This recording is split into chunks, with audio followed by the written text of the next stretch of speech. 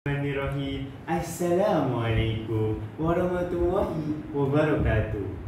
Terima kasih buat saudara pimpinan majlis Kombinasi Kehakiman Berintelektual dan Berkarisma. Seterusnya, hadirin hadirat yang dirahmati Allah Subhanahu wa taala.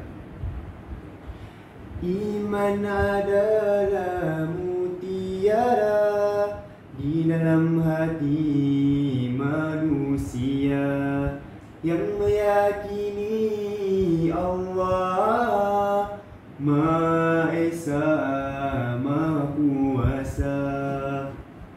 Kawan-kawan pernah dengar tak lagu ni?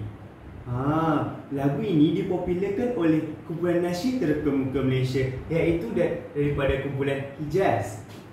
Okey, pada hari ini saya akan merungkai dan menilai bagaimanakah iman yang mantap mampu untuk membentuk jati diri yang cemerlang.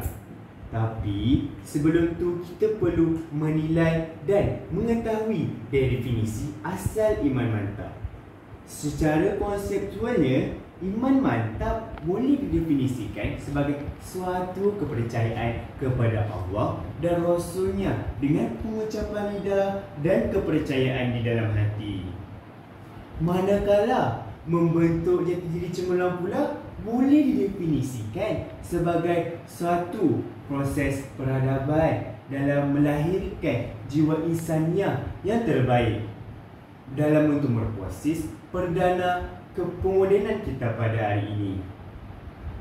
Kawan-kawan nak tahu tak, Mahmud Qasim dalam nukilannya Asanid Taqasim fil Ma'rifatil Al-Qalil pernah menyatakan bahawa iman yang mantap adalah salah satu kemampatan dalam membentuk kesatuan ummah yang sejagat, yang di mana pada hari ini kita boleh lihat iman yang mantap mampu menjadi satu langkah yang efektif kepada kita hari ini untuk menjadi seorang individu yang berjaya.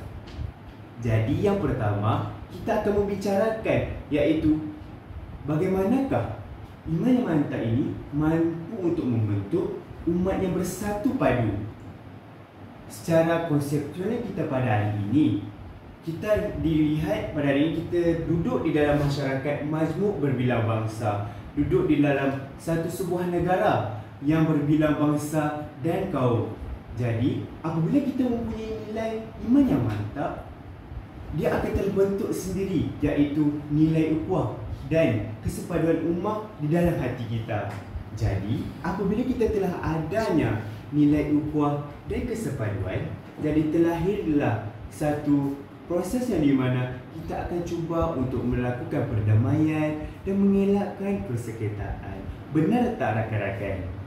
Ya, betul. Jadi sebagai seorang Muslim yang sejati, kita perlu ingat bahawa perbincangan lebih baik daripada kita berlakunya persengketaan. Allah pernah berfirman di dalam surah Al-Imran ayat 103. Wa'tasimu bihablillah jami'an wa la tafarraqu. Berpegang teguhlah kamu pada tali Allah dan janganlah berpecah belah. Maksudnya di sini rakan-rakan, kita perlulah berpegang teguh dengan iman kita tanpa menghiraukan segalanya, kerana iman adalah punca kepada hati dan ketakwaan kita rakan-rakan. Jadi seterusnya, bagaimanakah kita melihat kembali zaman Rasulullah, iaitu antara Muhajirin dan Ansar, yang di mana berlakunya persengketaan, namun setelah dilakukan, iaitu usaha daripada Rasulullah menyatu padukan kedua-dua daerah Islamiah ini, alhamdulillah mereka telah bersatu. Contoh khilaf OIC, iaitu negara-negara di dalam Persatuan Islam yang telah melakukan persidangan di Turki pada tahun 2019 akibat daripada serangan pengganas di Christchurch. Bagaimana kita pada hari ini kita berbincang, kita menerima dan memberi bahawa Islam itu adalah sebuah agama yang aman, yang di mana kita membentuk ahli penganutnya sebagai seorang yang penyabar, dan kita mengambil jalan efektif kepada pembentukan keamanan yang sejagat. Jadi maka benarlah bahawa iman yang mantap ini mampu untuk kita lakukan dan mampu untuk kita semaikan dalam diri kita. Seterusnya, kita akan memperlihatkan bahawa dia akan menyatukan semua umat dan menjadikan umat Islam sebagai suatu umat yang bersatu padu. Rakan-rakan nak tahu tak apakah lagi kepentingan kepada iman yang mantap ini? Iman yang mantap ini boleh membantu rakan-rakan untuk menjadi seorang individu yang sangat cemerlang, iaitu kita boleh katakan sebagai seorang individu yang berilmu. Ilmu, apakah maksud ilmu? Ilmu adalah satu perkara yang perlu kita belajar untuk memenuhi kehendak. Selain itu, menuntut ilmu merupakan satu kewajiban kepada seluruh umat muslim dan muslimat. Namun begitu, bagaimanakah kita pada hari ini? Adakah kita betul-betul menuntut ilmu? Rakan-rakan menuntut ilmu tak hari ini? Bagus. Maksudnya rakan-rakan seorang yang punya takwa dan iman yang mantap. Seterusnya iaitu kita akan memperlihatkan bagaimanakah contoh-contoh umat Islam yang mempunyai ilmu yang tinggi dengan merealisasikan iman yang mantap. Kita contohilah Amirah Abdul Qahar, iaitu pelajar cemerlang Sijil Pelajaran Malaysia 2018 dengan memperolehi keputusan 9A+. Rakan-rakan mesti nak dapat keputusan macam tu kan? Nak tahu tak apa rahsianya? Rasanya mudah saja, iaitu dengan bertakwa kepada Allah dan memantapkan iman serta kita memperbaiki hubungan kita dengan ibu dan ayah. Jadi dengan usahanya istiqamah ini, kita dapat membentuk satu wacana yang di mana kita akan menjadi seorang muslimin yang sangat baik dan sangat mantap dari segi imannya. Seterusnya, bagaimanakah kita dapat merealisasikan iman ini sebagai satu langkah kepada kewajiban? Iaitu yang pertama, kita boleh memantapkan iman ini dengan membaca Quran. Rakan-rakan baca Quran tak hari ini? Maksudnya kalau rakan-rakan baca Quran, maksud anda dalam proses iaitu untuk meningkatkan keimanan dan ketakwaan. Rakan-rakan solat 5 waktu tak? Bagus. Maksudnya di sini, apabila kita telah melakukan syariat dan suruhan Allah Subhanahu Wa Taala, kita telah meningkatkan ketakwaan dan iman kita supaya menjadi lebih bagus dan di peringkat yang lebih optimal. Okey, seterusnya kita bergerak pula ke gerak kerja yang ketiga, iaitu bagaimanakah iman ini mampu menjadikan seseorang itu yang mempunyai jati diri yang cemerlang.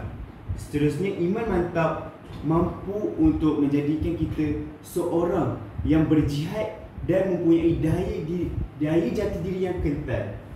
Itu seterusnya kita akan telusuri zaman Sayyidatina Aisyah Humairah, iaitu isteri Rasulullah SAW, bagaimana kecekalan beliau dalam mengumpulkan dan meriwayatkan ribuan hadis dan keimanan yang mantap. Untuk pengetahuan kawan-kawan, Sayyidatina Aisyah ini merupakan seorang yang pakar dalam ilmu fiqh, hadis dan banyak lagi lah ilmu yang kita boleh contohi daripada Sayyidatina Aisyah ini. Okey, seterusnya kita telah tahu bagaimanakah proses iman yang mantap ini mampu untuk membentuk jati diri kita yang cemerlang. Jadi seterusnya kita perlulah mencontohi kesemua agenda-agenda yang telah dilakukan oleh umat-umat yang sebelum ini. Jadi kesimpulannya, saya ingin membicarakan bahawa kita perlulah berpandangan jauh. Kita perlulah melihat kawasan sekitar kita. Kita perlulah berpandangan luas bahawa kita hendaklah bersatu dan meningkatkan keimanan kita. Yang di mana pada hari ini kita dapat lihat umat Islam dibendung dalam satu masalah, yang di mana hilangnya pemuafakatan dan hilangnya jati diri sebagai umat Islam. Jadi bagaimanakah caranya? Ya betul, maksudnya kita perlu tingkatkan iman kita. Jadi tingkatkan iman, jauhilah kemaksiatan. Sekian, wabillahi taufiq wal hidayah. Wassalamualaikum warahmatullahi wabarakatuh.